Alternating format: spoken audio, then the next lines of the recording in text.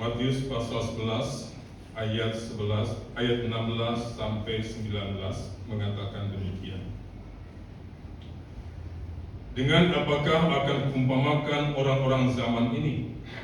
Mereka seumpama anak-anak yang duduk di pasar dan berseru kepada teman-temannya, "Kami meniup seruling bagimu, tetapi kamu tidak menari. Kami menyanyikan kidung duka, tetapi kamu tidak berkabung. Sebab Yohanes datang, ia tidak makan, tidak minum, dan mereka berkata, ia kerasukan setan. Kemudian Anak Manusia datang, ia makan dan minum, dan mereka berkata, lihatlah, ia seorang pelahat dan peminum, sahabat pemungut cukai dan orang berdosa. Namun hikmat itu dibenarkan oleh apa yang dikerjakannya." Ayat 25 sampai 30 mengatakan demikian. Pada waktu itu berkatalah Yesus, "Aku bersyukur kepadamu Bapa Tuhan langit dan bumi, karena semuanya itu Engkau sembunyikan bagi orang bijak dan orang pandai, tetapi Engkau menyatakan kepada orang kecil. Ya Bapa, itulah yang berkenan kepadamu. Semua telah diserahkan kepadaku oleh Bapakku, dan tidak seorang pun mengenal anak selain Bapa, dan tidak seorang pun mengenal Bapa selain anak, dan orang yang kepadanya anak itu berkenan menyingkapkannya. Marilah kepadaku semua yang letih, lesu, dan berbeban berat, aku akan memberi kelegaan kepadamu. Ikulah Aku yang kupasang, dan belajarlah dariku, dan aku lemah lembut dan rendah hati, dan jiwaku akan memuliakan, dan jiwamu akan mendapat kelegaan. Sebab kuk yang kupasang itu menyenangkan, dan bebanku pun ringan." Demikianlah Injil Tuhan kita Yesus Kristus, dan yang berbahagia adalah setiap kita yang mendengarkan firman Allah dan yang memeliharanya. Haleluya. Haleluya. Haleluya. Haleluya.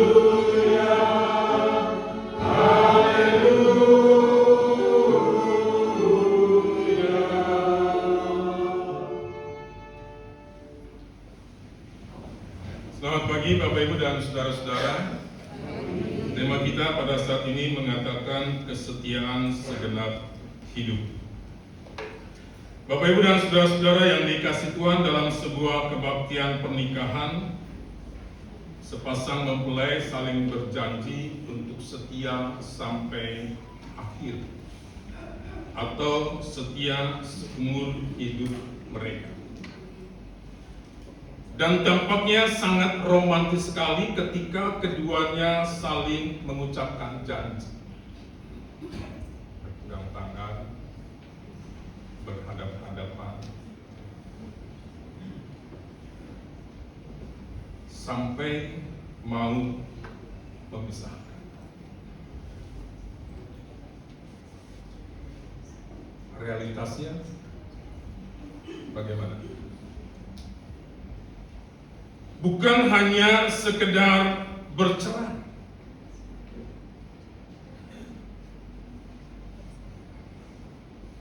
tetap menjadi suami istri, tapi berselingkuh. Tetap menjadi suami istri, tapi bisa rumah. Tetap satu rumah, tetapi pisah ranjang. Dan bukan hanya itu, tapi juga ada pasangan-pasangan yang kemudian mengatakan, uruslah urusan kita masing-masing. Kamu, saya. Atau ketika kita katakanlah mengikuti kebaktian peneguhan penatua, atau kebaktian peneguhan calon pendeta, atau penabisan pendeta sekalipun, di dalamnya ada sebuah jawaban, ya, saya berjanji, saya bersedia. Realitasnya bagaimana?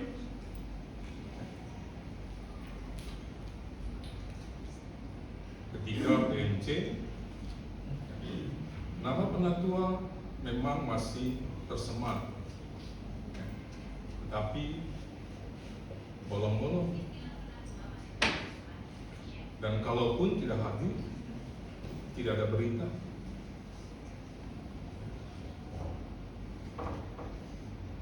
Pelayanan juga istilahnya kalau tidak bertugas, tidak ke gereja. Nah, Bapak Ibu dan saudara-saudara yang dikasihi Tuhan, kita seringkali bangga dengan apa yang kita ucapkan. Aku mau setia sampai mau memisahkan, aku mau setia dan aku berjanji. Tapi realitasnya seringkali berbeda. Nah, kesetiaan segenap hidup itu bukan sekedar sebuah janji di awal, melainkan keseluruhan perjalanan dan keberadaan hidup kita. Awal, di pertengahan, tetapi juga sampai di akhir. Karena kesetiaan segenap hidup itu bukan hanya sekedar sebuah reaksi emosional yang spontan, melainkan sebuah respon yang berjalan, bahkan juga bisa begitu sangat lambat berproses. Tetapi di dalam proses itu terencana. Di dalam proses itu ada sebuah kesadaran yang penuh. Dia memikirkan. Kesetiaan itu adalah kristalisasi dari tindakan-tindakan. Tindakan yang konsisten, tindakan yang terus-menerus dipertahankan ketika diperhadapkan dengan berbagai persoalan. Dengan berbagai badai kehidupan yang di dalamnya kita harus bergumul. Tetapi dalam pergumulan itu kita harus memilih. Dan ketika kita harus memilihnya, kita tidak memilihnya secara emosional, tetapi kita memilihnya dengan penuh kesadaran penuh. Memilih di dalam waktu yang terus berubah dan dalam waktu yang bergerak dengan cepat. Jika hanya sekedar emosional, maka kita bisa dengan antusias mengatakan, ya aku percaya, tetapi pada satu situasi tertentu kita lupa dengan apa yang kita ucapkan secara emosional. Nah, Bapak dan Saudara, kesetiaan segenap hidup itu adalah respon ketekunan. Itu ketekunan berkomitmen, ketekunan berintegritas terhadap tanggung jawab yang dipercayakan kepada kita. Kesetiaan segenap hidup itu merupakan kualitas karakter yang diperlukan oleh kita, setiap orang percaya, tetapi yang tidak selalu bisa dimiliki oleh kita, yang tidak selalu bisa dimiliki oleh seseorang. Bukan hanya dalam relasi pernikahan saja, tetapi juga tidak selalu bisa dimilikinya di dalam pekerjaan yang ia tekuni, tidak selalu bisa ia miliki di dalam pelayanan hidup sebagai orang yang percaya kepada Allah. Mengapa? Karena sesungguhnya manusia itu adalah makhluk yang rapuh. Tetapi di dalam kerapuhannya ini, manusia juga sekaligus menjadi makhluk yang sangat egois, yang sangat mudah untuk dipengaruhi dengan apa yang ada di sekitarnya dan terjebak dalam budaya disposable. Kalau HP, ya, kalau sudah nggak kepake ya sudah, buang, beli yang baru.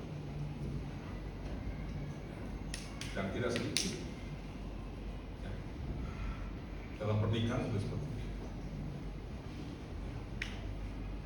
Kalau sudah tidak ada sayang, sudah bisa jauh. Kamu di mana, saya di mana.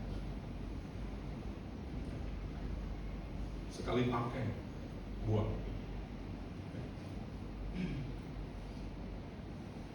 Jadi solusinya itu hanya buang, ganti yang baru. Dan juga terjebak dalam gaya hidup yang pragmatis, yang segala sesuatunya diukur dari kepraktisan. Kalau tidak praktis, lewat. Kalau tidak praktis, nggak usah dipakai. Kalau tidak praktis, nggak usah diambil. Di dalam kepraktisan itu, tetap yang terpenting adalah bagaimana menguntungkan dirinya sendiri. Rapuh, tetapi sekaligus sangat egois. Hal yang kedua, karena sesungguhnya manusia itu adalah manusia yang rendah. Dalam kitab Kejadian, manusia itu diciptakan dari derita. Tetapi yang sekaligus sok mulia, karena merasa dirinya diciptakan segambar dan serupa dengan Allah. Manusia adalah makhluk yang terbatas, tetapi yang sering kali merasa bisa mengendalikan segala sesuatu. Ia suka mengandalkan dan mempertontonkan kemampuannya. Tapi kalau sudah sampai pada batas kemampuan, sudah mentok, dia baru menyadar, baru mau mencari sesuatu, mencari seseorang, bahkan mencari Tuhan. Nah, Bapak Ibu dan Saudara-saudara yang dikasih Tuhan, dari dua hal ini maka kita bisa belajar bahwa kesetiaan segenap hidup itu bukan hanya sesuatu yang terjadi secara alami. Saya bertemu, kemudian menikah, mengucapkan janji, otomatis setia.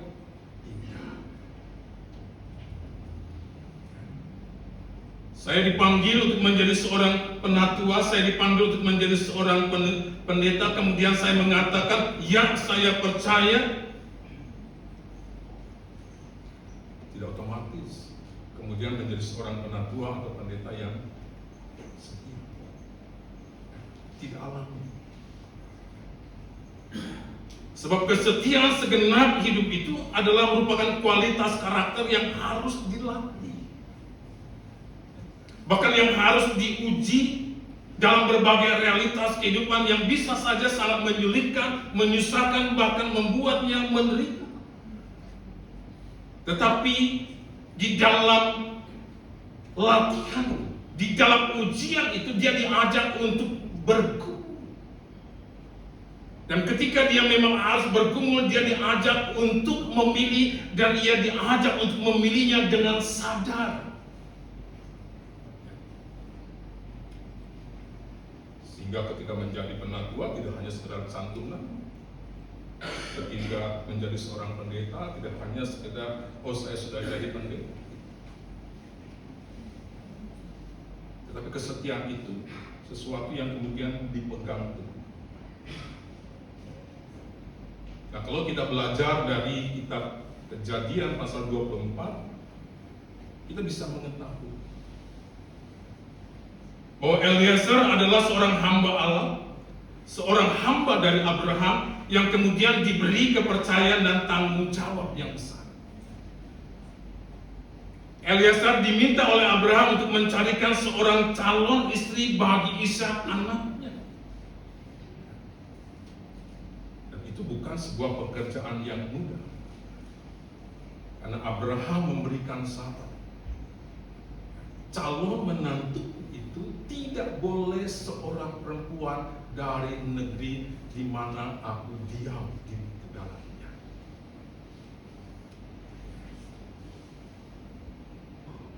Calon menantuku itu adalah seorang yang harus kamu cari dan kamu dapatkan dari negeri asal, kaum keluarga.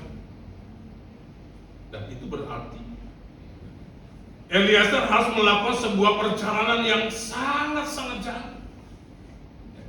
Yang tidak hanya sekedar memakan waktu sehari, 2 hari, seminggu atau 2 minggu, tetapi juga bisa berbulan-bulan. Dengan berbagai katakan realitas padang gurun yang tidak selalu hanya sekedar panas. Ada ancaman di dalamnya. Tetapi dia harus bisa memastikan, dia harus bisa menjamin bahwa calon istrinya nanti juga bukan hanya sekedar istilahnya berkenan pada Abraham, tetapi juga berkenan kepada Allah.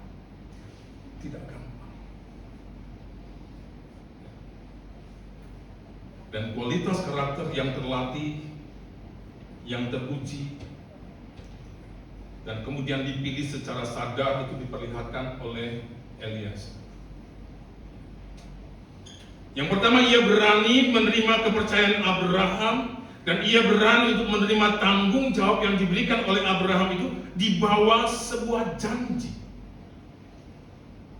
Bahkan di bawah sebuah sumpah yang mengikatnya. Kalau ia bisa menyelesaikan, ia bisa menjalankan janji atau sumpah itu dengan baik dan benar, maka dia akan bebas. Tapi kalau ia tidak bisa menyelesaikan, menjalankan janji itu, maka janji atau sumpah itu menjadi kutuk bagi Eliezer. Sini kita bisa kemudian belajar. Bagi Eliezer, janji itu adalah tanggung jawab yang harus dilakukan. Apapun alasannya, dan bagaimanapun keadaannya, sebab dia setia. Inilah yang mau diperlihatkan ketika dia memilih untuk setia kepada Abraham, bukan karena emosi, tetapi ia melakukannya dengan sadar. Sehingga ketika dia berjanji, dia mengatakan itu adalah tanggung jawabku yang harus aku selesaikan.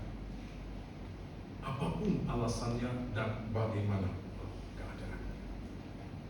Kemudian hal yang kedua, Eliezer juga mencoba untuk mewujudkan kepercayaan Abraham dan melakukan tanggung jawab itu dengan kerendahan hati dan dengan kejujuran yang murni. Eliezer adalah seorang hamba di tempat Abraham, tetapi kedudukan dia sebagai seorang hamba itu lebih tinggi daripada hamba-hamba yang lain. Kalau kita membaca dalam kitab Kejadian sebelumnya, kita akan tahu siapa Eliezer. Dia memang anak seorang budak, tetapi dia mempunyai posisi sebagai orang yang dipercaya oleh Abraham. Bukan hanya sebagai orang yang dipercaya, tetapi juga dia adalah seorang yang kemudian bisa dianggap sebagai anak oleh Abraham. Bahkan seluruh apa yang dimiliki oleh Abraham itu nantinya akan bisa menjadi milik Eliezer. Kita bisa bayangkan ya, posisi Eliezer yang seperti itu. Seorang hamba yang sangat terhormat, seorang hamba yang sangat kaya raya.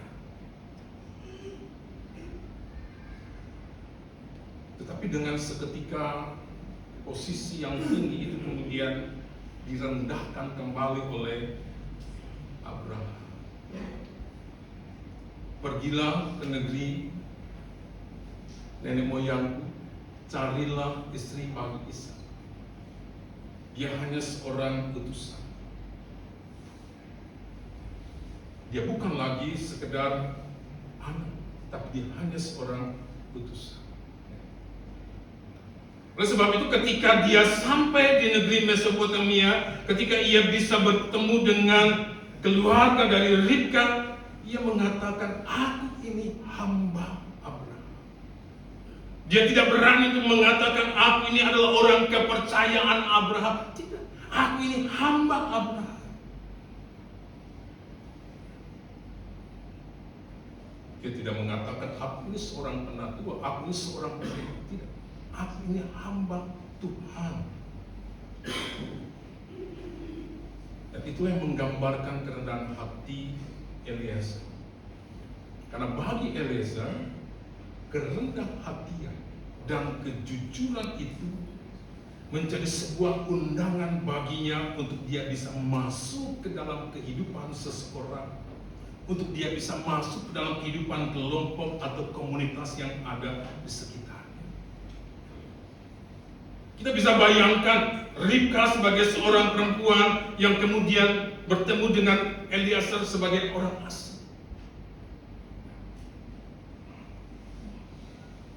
Tetapi oleh karena kerendahan hatian dan kejujuran dari Eliezer, maka Ribka bukan hanya sekedar bisa memberikan air minum untuk dirinya, tetapi juga memberi minum untuk unta-untanya. Bahkan juga dikatakan bahwa Ribka kemudian bersedia untuk menceritakan identitas dirinya. Dia menceritakan dirinya kepada orang asing. Dan itu dilakukan oleh Ribka oleh karena Eliezer yang rendah hati dan jujur. Bahkan kemudian bisa membuat Laban bersama dengan keluarganya menerima Eliezer dengan keramah tamahan yang luar biasa. Jadi kesetiaan yang diperlihatkan oleh Eliezer ini diperlihatkan melalui kerendahan hatian dan kejujuran. Kemudian hal yang ketiga, ketika ia belajar untuk mencoba mewujudkan kepercayaan Abraham dan melakukan tanggung jawab pekerjaan yang dipercayakan kepadanya, dia melakukannya dengan sebuah kesadaran penuh bahwa kalau ia bisa menyelesaikannya, maka itu bukan karena kemampuan diri, bukan dirinya yang membuat bisa berhasil, melainkan Tuhan. Di dalam ayat yang ke-52 itu dikatakan, ketika hamba Abraham itu mendengar perkataan mereka, sujudlah ia ke tanah menyembah Tuhan. Ketika itu juga dia sujud. Dia mau mengakui Allah yang sudah mempertemukan dia dengan Ribka, yang sudah mempertemukan dia dengan keluarga Ribka, yang sudah membuat keluarga ini mengizinkan Ribka untuk dibawa ke tempat Abraham. Bukan karena kemampuannya, tetapi oleh karena Tuhan yang berkarya di dalam dirinya. Dan ia juga tetap menjadikan Allah itu sebagai prioritas yang paling utama ketika dia harus mengerjakan dan menyelesaikan pekerjaannya itu. Kalau kita melihat misalnya di dalam ayat yang sebelumnya, misalnya dalam ayat 55. Namun saudara dan ibu Ribka berkata, biarkanlah anak gadis itu tinggal dengan kami sedikitnya 10 hari lagi. Kemudian bolehlah engkau pergi. Menahan seorang anak gadis selama 10 hari bagi tradisi orang Mesopotamia adalah sesuatu hal yang biasa. Dan itu menjadi sebuah tradisi, menjadi sebuah budaya yang terus dipertahankan. Tetapi kemudian Eliezer mengatakan, izinkanlah aku pulang dengan membawa Ribka. Artinya pada saat itu ketika Eliezer mengatakan izinkanlah, maka perkataan ini mau menjadi sebuah permohonan. Biarkanlah aku pulang ke negeri asalku dengan membawa Ribka. Tetapi perkataan izinkanlah juga menjadi sebuah peringatan bagi Laban dan keluarganya, bahkan juga bagi orang percaya, bahwa ketika kewajiban, adat istiadat atau kebiasaan-kebiasaan yang ada di sekitar kita kemudian menjadi lebih utama dari kepentingan perjanjian Allah, antara kita sebagai orang percaya dengan Allah yang berjanji menjadi Allah dan yang menyelamatkan, maka kita sudah menjauhkan diri kita dari Allah. Ya. Ketika kita menempatkan kebiasaan, ketika kita menempatkan tradisi, ketika kita menempatkan budaya, adat istiadat, lebih utama dari kepentingan perjanjian kita sebagai orang percaya dengan Allah, maka kita sudah menjauhkan diri dari Allah itu sendiri. Nah, oleh sebab itu saudara-saudara yang dikasihi Tuhan, di sini kita bisa belajar sekalipun Eliezer dapat mewujudkan kepercayaan Abraham, dia dapat melakukan tugasnya dengan benar dan bertanggung jawab. Tapi sebagai pribadi yang mempunyai kualitas karakter, dia menyatakan bukan dirinya yang hebat. Yang hebat adalah Allah yang sudah menolongnya, Allah yang sudah memampukan dirinya berhasil. Kesetiaan segenap hidupnya itu bukan karena janji, bukan karena sumpah, melainkan karena kasih. Jika kita memiliki kasih, kita pasti setia. Setia di rumah, setia di pekerjaan, setia di gereja, setia di pelayanan. Karena ujung dari kesetiaan itu adalah selalu berkat. Kasih tidak mengkhianati. Kasih lebih tinggi daripada setia. Oleh sebab itu, mari kita mewujudkan setia itu bukan hanya dengan mulut kita, tetapi dengan perbuatan kita. Jika saudara setia pada pasangan saudara, maka saudara akan ada dekatnya. Ketika dia sakit, mungkin kita sudah tidak bisa melakukan apapun, tetapi saya akan tetap di dekat dia. Tidak pergi begitu saja, meninggalkan dan berpisah. Kamu di sana, aku di sini. Setia adalah perbuatan di mana kita dekat dengan orang yang kita kasih. Amin. Mari kita masuk dalam satu